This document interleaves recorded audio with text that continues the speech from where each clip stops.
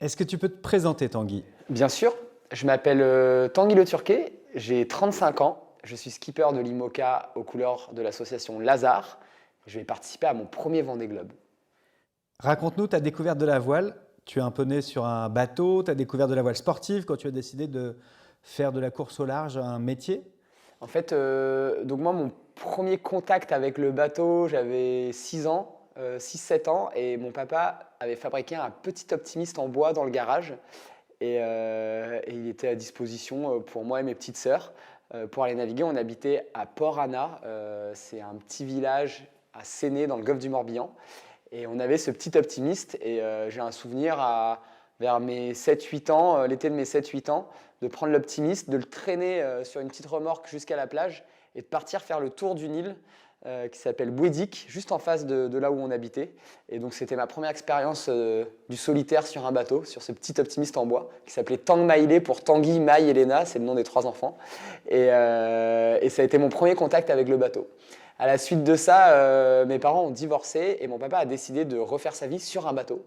Et donc on a emménagé sur un bateau en acier de 10 mètres qui s'appelait Tang Maïlé 2 pour le coup.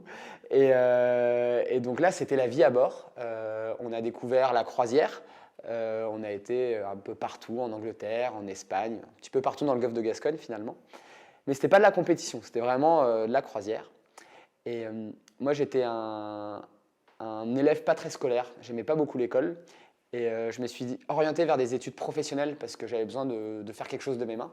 Et j'ai fait un bac pro mécanique plaisance à Etel. Et dans ce lycée, il y avait un classe 8.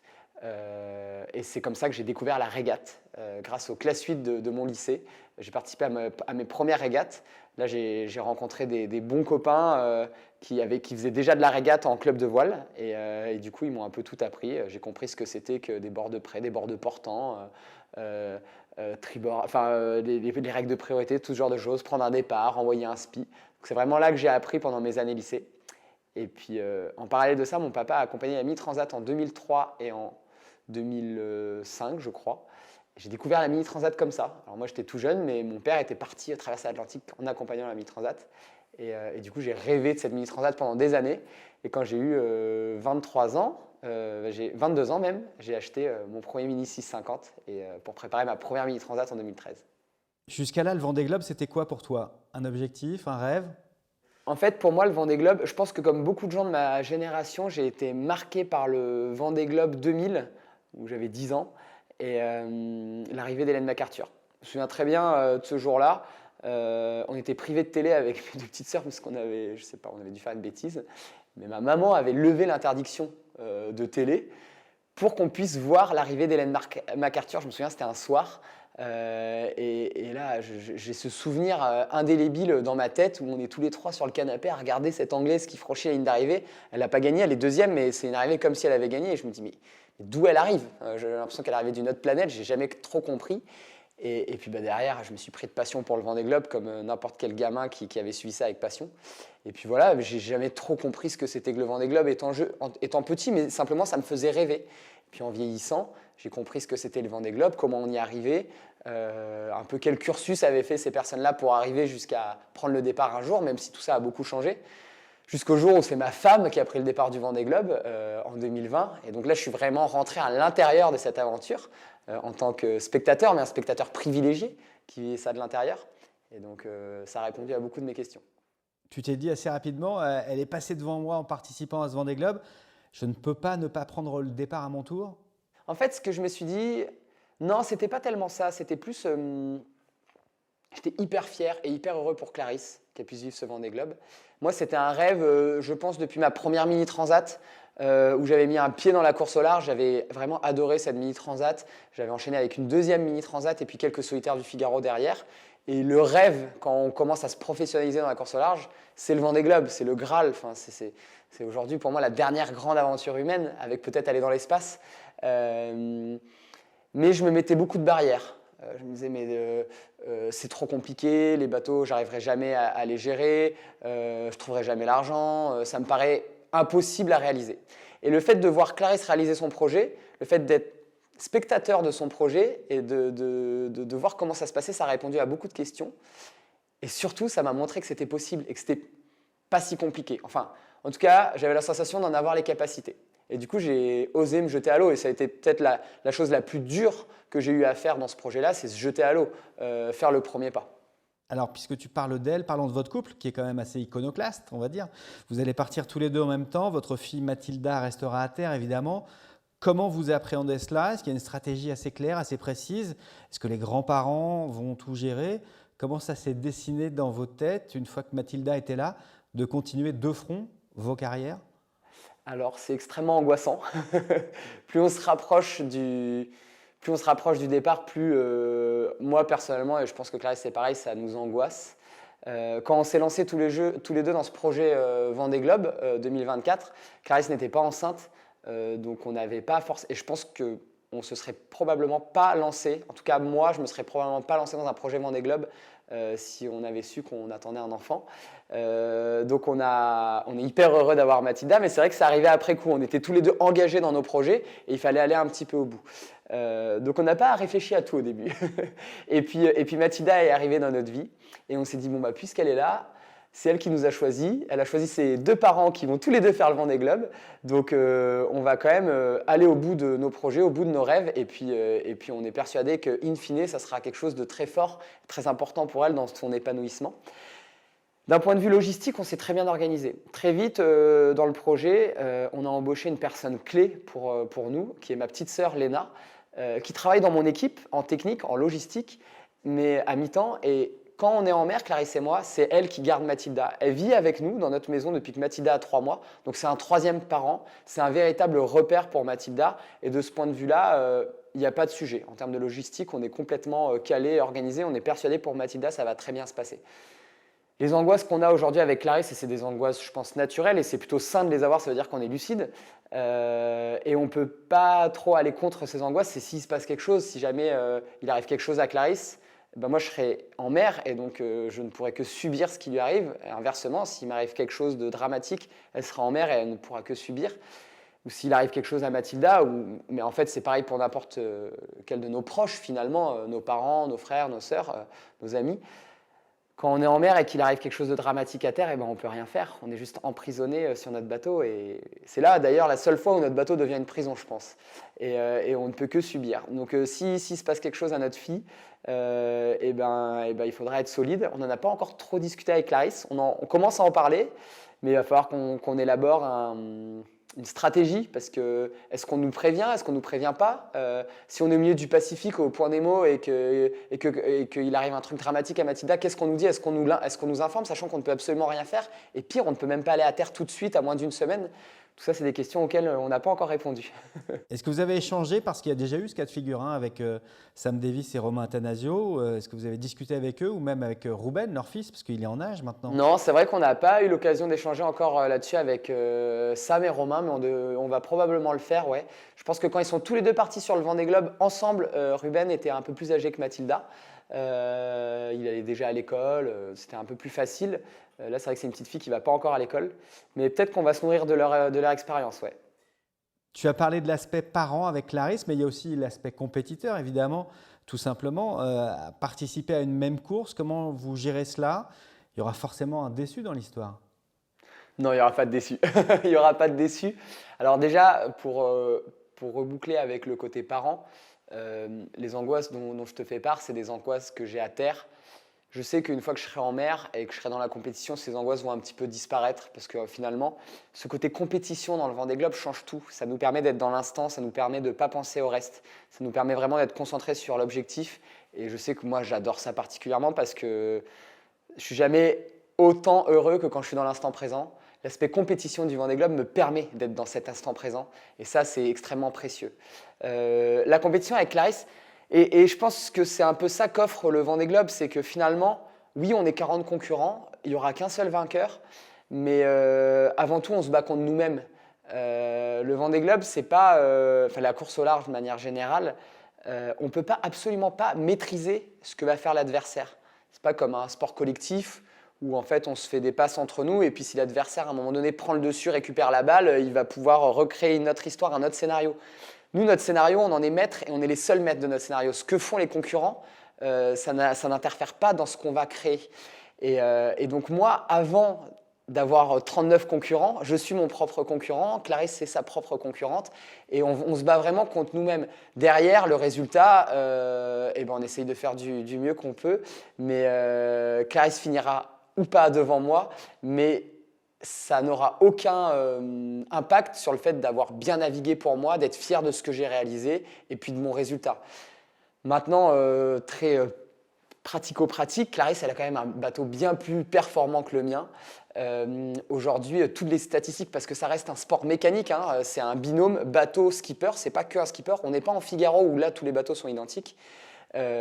Clarisse, si je termine devant elle, c'est qu'il s'est passé un problème technique pour elle. Il n'y a absolument aucune raison sur le papier aujourd'hui que je termine devant elle. Donc je préférais presque qu'elle termine devant moi, que moi je fasse une très belle course, que j'ai un classement qui soit à l'image de ma régate, et puis ça sera très bien. Maintenant, si je termine devant elle, ça ne veut pas forcément dire que j'ai bien navigué, ça voudra probablement dire qu'elle a eu un problème technique. Donc là-dedans, on est très au clair. Et je pense que si déjà être au départ tous les deux, on en est très heureux. C'est vraiment exceptionnel. On mesure la chance qu'on a, et même je ne sais pas si on mesure complètement, mais en tout cas, on a conscience de cette chance. Si on arrive à être tous les deux à l'arrivée, ça sera exceptionnel parce que quand on pense au nombre de marins qui ont abandonné, qui ont essayé plusieurs fois et qui ont abandonné plusieurs fois, on se rend compte que terminer déjà c'est exceptionnel et Clarisse qui l'a déjà terminé prend la mesure de cette chance. Donc le résultat, en tout cas en ce qui me concerne, est complètement secondaire. Toi, tu ne l'as jamais fait. Elle t'a raconté, j'imagine. Qu'est-ce que tu retiens de cet enseignement? D'habitude, la transmission se faisait dans l'autre sens. C'est toi qui avais le savoir et qui l'acculturais à la voile? Bah oui, c'est vrai qu'il y a eu un rapport de force qui a changé de camp. Clarisse, quand elle est arrivée, je lui ai vraiment fait découvrir le milieu, ce qu'était la course au large, comment ça fonctionnait, comment fonctionnait même un bateau au début. Et depuis qu'elle a fait son Vendée Globe, en tout cas en ce qui concerne le Vendée et ce qu'on peut y trouver dans les mers du Sud, dans la longueur, dans la solitude, c'est elle qui a le savoir et qui peut m'apporter des choses. Donc c'est extrêmement précieux pour moi d'avoir ça à la maison. Alors on fait très attention dans notre couple que la voile ne prenne pas toute la place, hein. C'est important d'avoir un équilibre en dehors de nos métiers, mais c'est très précieux de l'avoir à la maison. Ce que je retiens là en y pensant, c'est que finalement, elle a quand même vachement de mal à me donner des détails. Et je pense que quand on fait le Vendée Globe, on est tout le temps un peu fatigué à cause du rythme, de peu de sommeil qu'on a pendant 3 mois. Et finalement, elle a quelques souvenirs, mais j'ai l'impression vraiment que pour savoir ce qui se passe là-bas, il faut y aller, quoi. Elle a pas mal de mal à m'exprimer comment ça va se passer dans les mers du Sud, ou en tout cas, moi, j'ai du mal à l'imaginer. Par contre, elle m'aide beaucoup sur combien de collants est-ce qu'il faut emmener, combien de cirés, combien de paires de chaussettes, et la nourriture, est-ce que tu as aimé ces lyophilisés. Voilà, elle m'apporte beaucoup de conseils sur les trucs pratiques, je dirais. Parle-nous de ce Vendée Globe qui arrive. C'est un rêve d'enfant. Qu'est-ce que toi, tu as envie de vivre pendant ces 3 mois de course? Qu'est-ce qui t'éclaterait? Tu vas me prendre pour un grand malade, mais moi, ce qui m'exciterait le plus, c'est d'avoir des sacrées grosses galères, mais de toujours réussir à passer au-dessus. J'ai rarement pris autant de plaisir dans toute ma carrière de navigateur que sur la Transat Jacques Vabre 2023 où on a failli couler le bateau, on a réparé, on a réussi à repartir et on a fait les 2 transats dans les temps. Et en fait, se surpasser, passer au-dessus des épreuves, c'est quelque chose qui me transcende complètement. Et on dit souvent que le Vendée Globe, c'est une galère par jour. Et j'espère que j'aurai cette galère par jour, mais j'espère que j'arriverai toujours à passer au-dessus. C'est vraiment un peu ça que je vais chercher, me surpasser, essayer de trouver des solutions là où on pense qu'on n'en a pas. Dans la vie de tous les jours, à terre, j'ai cette sensation qu'il y a beaucoup de choses qui nous permettent d'échapper à nos problèmes, de bifurquer, de ne pas affronter la réalité et nos soucis parce que on a des gens qui sont là pour nous aider, pour nous divertir. Enfin, voilà, on peut prendre plein d'autres chemins.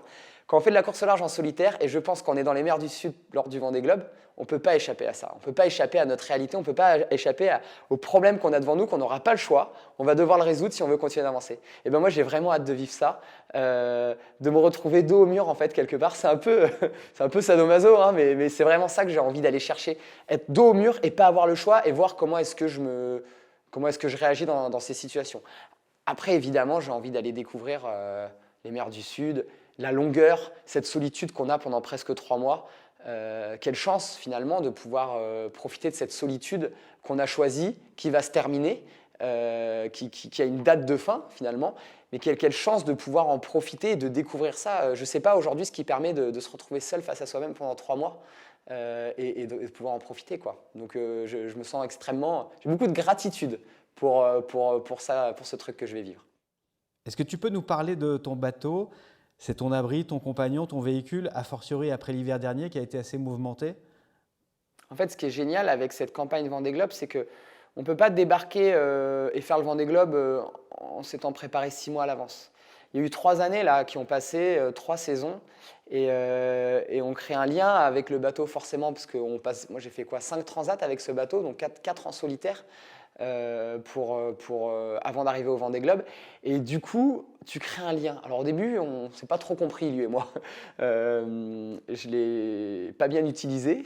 Il me l'a fait remarquer en cassant à plusieurs endroits différents. Ça m'a coûté beaucoup d'argent.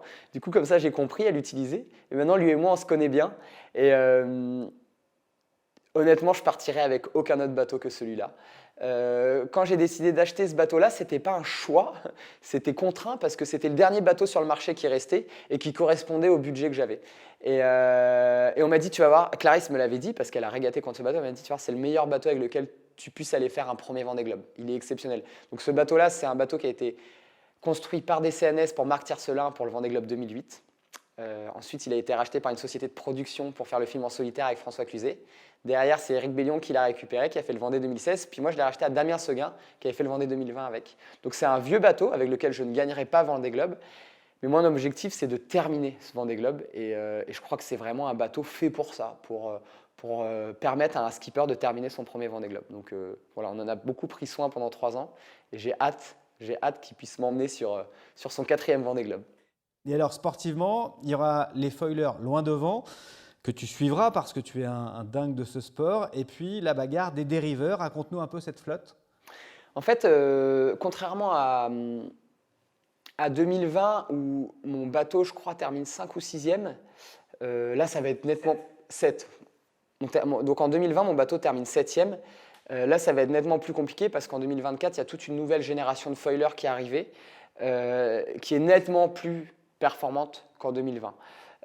Donc déjà, rentrer dans le top 15 avec ce bateau, ça serait assez exceptionnel. Mais effectivement, à mon sens, il y a un match dans le match entre ces foilers qui sont des machines surpuissantes et ça va être un de ces bateaux-là qui va gagner le Vendée Globe, et les plus vieux bateaux, j'appellerais ça un peu la Ligue 2, qui sont les bateaux à dérive, des bateaux de génération avant 2016, qui ont des dérives, pas de foil, donc qui vont moins vite, qui sont probablement un peu plus fiables.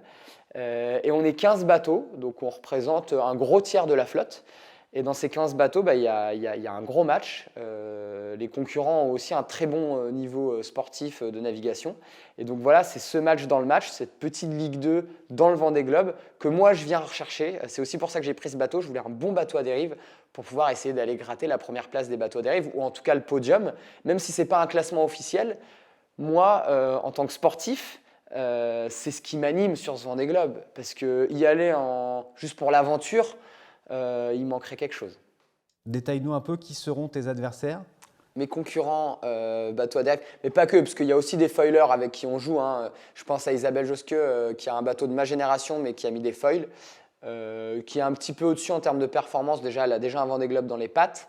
Et le bateau est un peu plus performant au vent de travers, ça c'est une certitude. Mais malgré tout, on s'aperçoit que sur les régates, on joue quand même plutôt ensemble. Mais mes concurrents directs, c'est clairement Benjamin Ferré, je dirais, qui a un bateau un peu plus récent que le mien. C'est une génération 2012, c'est le dernier bateau à dérive. C'était le bateau de Clarisse sur le dernier Vendée Globe, qui est un excellent bateau à dérive. Donc on joue vraiment tous les deux le match. Ensuite, il y a Louis Duc, qui a une grosse expérience. Il a un bateau de la même génération que le mien, un peu équivalent, il a une grosse expérience. Louis Duc, il y a Violette d'Orange, pareil, bateau de la même génération, qui impressionne de par ses performances sur ce bateau-là, avec le peu de navigation qu'elle a. Et puis, alors il y en a d'autres, il y a Guirec Soudé, j'en oublie forcément, mais il y a 2 bateaux qui pose question, qui me pose problème, c'est le bateau de Jean Lecam et Éric Bellion, qui sont aussi des bateaux à dérive, de nouvelle génération. Donc ils sont sortis, ils ont touché pour la première fois l'eau en 2023. Et ça, c'était un pari un peu de Jean Lecam, de dire, en fait, le Vendée Globe, je pense que des bateaux à dérive peuvent être plus performants parce que plus fiables. on va savoir très vite s'il a eu raison ou non. Néanmoins, c'est des bateaux qui sont à dérive, donc dans mon classement, dans ma tête, et qui risquent d'être un peu plus performants avec des très bons marins, notamment Jean Le Cam qui va faire son 5e Vendée Globe. Donc eux, ça va être des vrais clients. Ouais. Voilà, donc on verra. On les a malheureusement peu vus naviguer parce que Jean a peu navigué. J'ai même jamais navigué contre Jean à part au départ de la Transat CIC. Et puis Éric Bellion, c'est vrai qu'il était, je pense, beaucoup en phase de mise au point sur les transats. Donc on a assez peu navigué côte à côte. Et il a eu pas mal de galères, bateau neuf.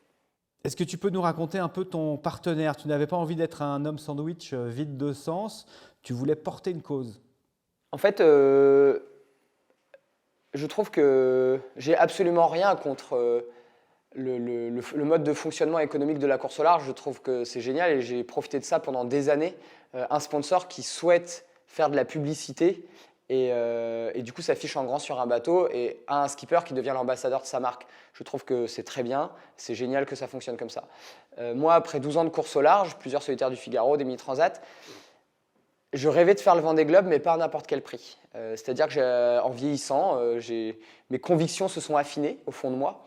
Et j'ai eu cette volonté qui était une priorité pour moi de faire le Vendée Globe, mais pas à n'importe quel prix, et de le faire pour une cause qui était un peu plus grande que juste les valeurs du sport. Il était hors de question d'aller faire un Vendée Globe pour juste aller faire de la publicité pour une marque avec laquelle je ne partage aucune valeur. Il était les marins ne sont pas des stars, on n'est pas des personnes célèbres ou connues. Néanmoins, pendant 3 mois sur le Vendée Globe, on va entendre parler de nous. On va avoir une espèce de voix dans les médias et les gens vont entendre parler de nous. Et je trouvais que c'était l'occasion de parler de quelque chose qui en valait la peine. Et c'est comme ça que j'ai embarqué l'association Lazare dans mes voiles, sur mon bateau. C'est une association qui œuvre dans l'inclusion, qui crée des colocations solidaires entre des jeunes actifs et des gens qui viennent de la rue. Voilà, donc concrètement, ils aident des gens qui connaissent la galère à sortir de la rue et à se remettre dans la société, retrouver un job, voilà, un peu une vie quelque part et de la dignité surtout. Et j'avais très très envie de pouvoir leur offrir ce coup de pub, de leur offrir cette portée qu'a le Vendée Globe dans le monde, parce que ça a une portée mondiale. Et puis essayer de changer le regard des gens sur les gens qui vivent dans la rue, tout simplement. Et ce que je ne savais pas à l'époque quand j'ai décidé de lancer ce projet, parce qu'on l'a lancé tout de suite. On a acheté le bateau et avant même de trouver le premier sponsor, on a dit ça sera un bateau pour Lazare. On va se débrouiller, on va trouver des partenaires qui auront la même vision que nous, mais ça sera comme ça que ça va se passer. Ce que je n'avais pas mesuré et qui est une grande chance, c'est qu'aujourd'hui Lazare me porte tellement fort que ça me permet de me dépasser sur l'eau, parce que quand on a une œuvre, une association comme ça dans les voiles, on n'a pas trop le droit de se louper. Et du coup, ça me stimule vachement et ça me donne envie vraiment de me dépasser pour ces gens-là. Donc ça, c'est un vrai moteur pour moi. Parlons du Vendée Globe de manière plus générale. Quel domaine, quel dossier t'inquiète encore? J'ai presque envie de te dire qu'on commence à être vraiment prêt. Le truc qui m'angoisse le plus sur ce Vendée Globe, mais je fais du travail, je travaille psychologiquement pour y arriver, c'est qu'on met tellement d'énergie, enfin vraiment dans la vie, moi j'ai l'impression d'avoir fait all-in pour ce Vendée Globe, j'ai tout mis. Abandonner, ça serait aujourd'hui encore, je pense, un désastre psychologique pour moi. Pour autant, il y a presque un tiers de la flotte qui abandonne à chaque Vendée Globe. Donc c'est pas une possibilité, c'est clairement statistiquement très probable que j'abandonne. Enfin, il y a presque autant de chances d'y arriver que de ne pas y arriver. Donc aujourd'hui, le travail que je suis en train de faire, c'est accepter ça. Essayer de naviguer libéré, accepter que ça peut s'arrêter à tout moment pour pouvoir naviguer libéré, pour pouvoir s'affranchir de toute peur et vraiment être juste concentré, pas sur la peur, pas sur ce qui pourrait arriver, mais être concentré sur ce qui se passe au moment M sur le bateau. Je pense qu'aujourd'hui, c'est le truc qui n'est pas prêt dans mon Vendée Globe, c'est cette peur de l'abandon qui fait qu'on ne navigue pas libéré. Et j'y travaille, et j'essaye de... En ce moment, je suis dans une phase où je me dis, mais de toute façon, même si ça s'arrête au bout de 24 heures, tout ce qu'on a vécu depuis 3 ans m'a fait grandir, a fait grandir l'équipe, a fait grandir Lazare. Donc de toute façon, ce projet-là est une réussite. Super. Si j'arrive à me convaincre de ça, et je vais y arriver, je pense que je vais réussir à naviguer sur le Vendée Globe libéré en me disant tout peut s'arrêter, ça sera quand même une réussite. Mais pour moi, c'est ça le gros chantier aujourd'hui. C'est pas technique. parce que le bateau est prêt, les voiles sont OK, le pilote est OK. On va y arriver. J'ai une belle équipe qui commence à avoir une bonne expérience sur le bateau. Aujourd'hui, j'ai pas trop de sujets. J'ai hâte d'aller découvrir les mers du Sud. J'ai pas peur d'être seul. Ce que j'ai peur, c'est d'abandonner. Tu en parles beaucoup des mers du Sud quand même. Ouais, j'ai hâte. Bah, c'est le seul endroit que j'ai pas vu encore. Pour moi, c'est vraiment ça qui incarne le Vendée Globe. C'est aller dans ces mers du Sud. Les mers du Sud, c'est de ce que je comprends, parce que j'ai jamais été, mais de ce que je comprends, c'est un endroit où l'être humain est tout juste toléré, quoi. Là-bas, on n'y va pas trop. Il y a quelques expéditions militaires ou scientifiques, mais il n'y a pas trop de commerce, il n'y a pas trop de pêche, il n'y a pas trop d'êtres humains. Et donc, aller se retrouver dans ces endroits-là où, en fait, ça reste des océans, ça reste de l'eau avec des vagues. C'est pas ça qui m'inquiète. Mais la dimension, l'état d'esprit dans lequel tu es une fois que tu es dans les mers du Sud, ça change tout. Parce que si tu as un problème au milieu du Pacifique, au milieu de l'Indien, tu ne vas pas le gérer de la même manière que si tu es à 3 jours des Canaries ou de Madère ou des Antilles. Là, tu es vraiment tout seul. Et on l'a vu sur le dernier Vendée Globe avec Kevin Escoffier qui a coulé et qui s'est retrouvé dans le radeau. Ça devient vite dramatique. Et en fait, ton premier secours, c'est tes concurrents. Et j'ai très envie de me retrouver dans cette situation où, bah, comme je disais tout à l'heure, un petit peu dos au mur finalement. Dans les mers du Sud, tu n'as pas trop le droit à l'erreur. Et puis ce n'est pas toi qui maîtrise l'élément, c'est l'élément qui te maîtrise. Et j'ai hâte de découvrir ça. C'est cette dimension de la solidarité entre concurrents, c'est quelque chose que vous évoquez entre vous ou c'est naturel? Non, je crois qu'on ne l'évoque pas parce que c'est naturel. On ne se pose pas la question. C'est assistance en personne en danger, j'ai envie de dire, mais non, ça fait partie de... C'est presque écrit dans les règles sans être écrit, ça fait partie de nous. C'est comme ça. On est dans des situations qui peuvent être très compliquées et on doit veiller les uns sur les autres. Ça doit être nos concurrents, on a beau mettre beaucoup d'énergie, beaucoup d'argent, beaucoup de temps pour essayer d'aller plus vite que les autres et de les dépasser. À aucun moment, on ne va pas se poser une seule seconde la question d'aller aider un concurrent s'il a un problème, ou même de faire demi-tour. Ça fait partie de notre sport, je crois, tout simplement. Voilà. La gestion de ton bateau, de l'adversité des adversaires, comment trouver le bon curseur dans l'engagement? Autant sur une transat, c'est un sprint. Vous êtes tous des figaristes. Là, la différence, c'est la longueur. Tu as travaillé ce secteur ou placer ses attaques ou temporiser? J'y réfléchis beaucoup. J'ai un caractère qui ne m'aide pas pour ça. Je pense que tous les figaristes vont te le dire. Mais en plus, moi, j'étais un figariste un peu tête brûlée et c'est pour ça que j'ai probablement fait peu de résultats sur ce support. C'est que moi, je suis un peu un attaquant. J'aime quand il y a du vent fort et qu'il faut tirer dessus et qu'il faut se faire mal. J'aime les options météo bien tranchées, ou même si ça ne paye pas, au moins il y aura du spectacle. C'est vrai que c'est ma manière de naviguer. Et j'ai conscience que sur le Vendée Globe, c'est probablement pas la bonne manière de naviguer. Et il y a un côté... Il faut se préserver. Je me souviens, Morgan Lagravière m'avait dit, quand il préparait son Vendée Globe, ou quand il était revenu de son Vendée Globe, il m'avait dit, tu verras, si un jour tu fais le Vendée Globe, il faut d'abord que tu fasses passer l'humain en priorité. Il faut que tu te préserves toi avant de t'occuper de la régate. C'est le plus important sur le Vendée Globe. Parce que si toi, tu ne tiens pas, tu n'iras pas au bout et ta régate ne sert à rien si tu ne termines pas. Ça, je l'ai entendu. Je l'ai beaucoup travaillé pendant ces 3 années. J'ai souvent échoué. Parce que bah ouais, je suis un peu tête brûlée, je tire dessus, mais on est un peu tous comme ça, finalement, j'ai du mal à préserver. Moi je suis à fond les ballons, sinon j'ai l'impression que je ne fais pas bien les choses et que je ne mérite pas ma place presque. Mais j'ai conscience que sur le Vendée, il va falloir que je progresse là-dessus. Il va falloir vraiment penser à préserver le bateau. Ouais. Et puis peut-être des fois accepter de ne pas faire et le marin, préserver le bateau et le marin. Et puis des fois, il y a des options météo qu'il ne faudra pas tenter.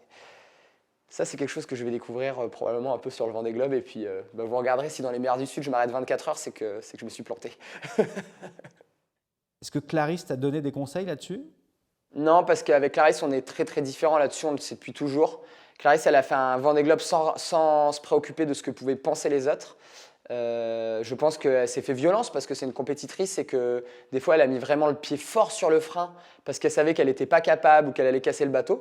Ça lui a permis de faire un très beau Vendée Globe, déjà de le terminer, à une place très honorable. Enfin, elle était hyper heureuse de son Vendée Globe.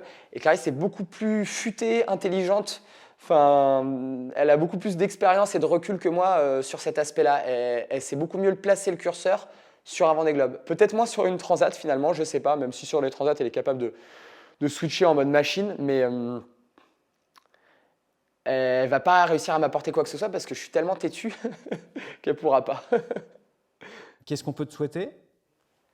Euh, Honnêtement, pas grand-chose parce que je suis déjà le plus heureux des hommes. Je vais être au départ du Vendée Globe et franchement, jamais j'aurais imaginé ça. Je vais être au départ du Vendée Globe avec ma femme, ce qui est encore plus incroyable. Donc franchement, rien, rien. Me souhaitez rien, je suis déjà très heureux, je suis déjà comblé. Tout ce qui arrive maintenant, c'est que du bonus. Merci beaucoup. Avec plaisir.